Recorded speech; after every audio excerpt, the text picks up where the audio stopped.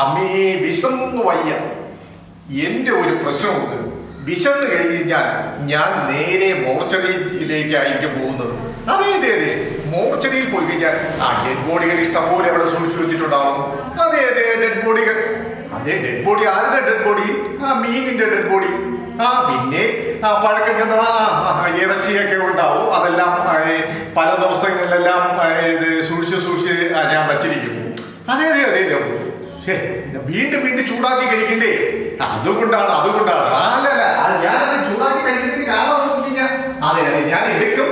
കാരണം പല ദിവസങ്ങളിലെയും ഞാൻ ഇതിനകത്ത് സൂക്ഷിച്ചു വെക്കും. കാരണം എന്ന് വെച്ച് കഴിഞ്ഞാൽ എനിക്കറിയാലോ, ഡെഡ് ബോഡി ഇങ്ങനെ സൂക്ഷിച്ചു വെച്ചിരിക്കുക. അതിനൊക്കെ കുറച്ചു കാലം കഴിഞ്ഞിട്ട് അതിനെ മുറിച്ചെടുത്ത് അകത്തി തിന്നുക. അതെ അതെ അതെ. ഞാനൊരു മലയാളിയല്ലേ. രോഗം വിലയ്ക്ക് വാങ്ങുക എന്നുള്ളത് എന്റെ ലക്ഷ്യമല്ലേ. ഞാനത് ചെയ്യുന്നതേ ഉള്ളൂ. അതെ അതെ, മലയാളി എപ്പോഴും മലയാളിയായിരിക്കണം. എപ്പോഴും നമ്മൾ എന്ത് ചെയ്യണം? രോഗങ്ങൾ അതല്ലേ പറയുന്നത്.